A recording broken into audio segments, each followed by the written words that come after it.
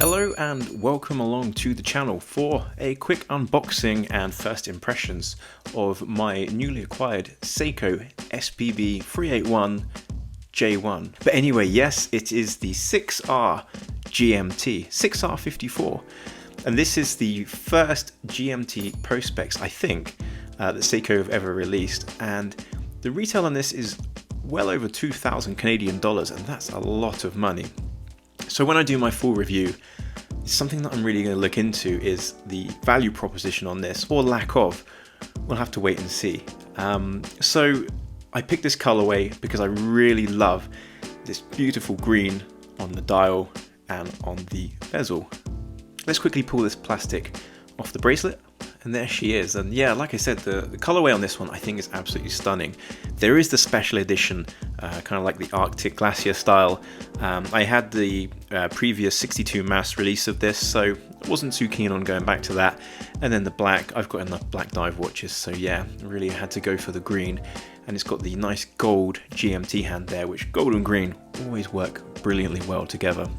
So a few things I can already pick up on this one, unsigned crown, that I'm sure that's going to be something I'll talk about in the full review. It winds really smoothly. The GMT on this is a office GMT, so this is not a true GMT. As you saw there, I'm moving the GMT hand while the movement continues to operate rather than the hour hand.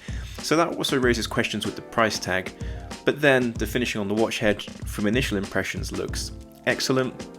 The bracelet is the same one that I had on my SPB a little while back. I really don't like the clasp on this one. I know that straight away. It's got an unnecessarily large dive extension and no small and micro adjustments sort of like on the fly, which I think would be more useful for the majority of users. I don't think that many deep sea divers are going to be splashing out $2,000 on a green Seiko with a gold GMT hand. So with that in mind, I think they could do better with the clasp. But anyway, I'm getting far too into a review.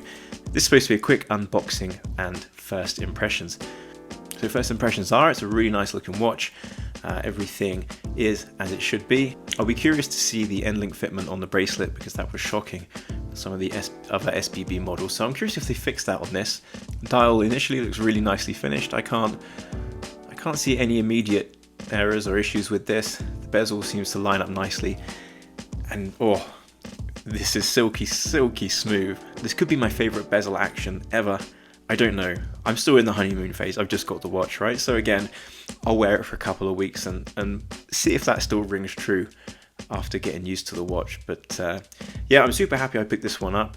I was able to get a fairly chunky discount with my AD, and I would suggest, as I've already hinted with the price with these, if you're going to go and pick one up, make sure you get a discount there. Don't pay the retail price on these, because I do think Seiko is pushing a bit too much for what they're offering with the retail prices now.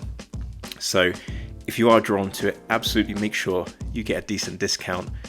There's plenty of these available on the market, especially with the greens and with the blacks. They're not limited edition, so it's worth to wait to get the right price, I think, rather than to rush and try and pay Seiko's asking price. Quick look on the wrist. And yeah, I haven't adjusted the bracelet, but just to give you an idea how it's going to look, I think, again, it's a big watch, but it seems to sit very nicely on the wrist. And I think it's a little bit thinner than the Marine Master, that they've done some tweaks for the GMT. I'll check this one out fully again in the review. Anyway, I'll be back in a few weeks with a full review and list what I like and what I don't like about the watch, but hopefully it's interesting just to see it box fresh if you were considering buying it. One of the things I did notice with these, again, an elevated price point and still just the plain white Seiko cardboard box.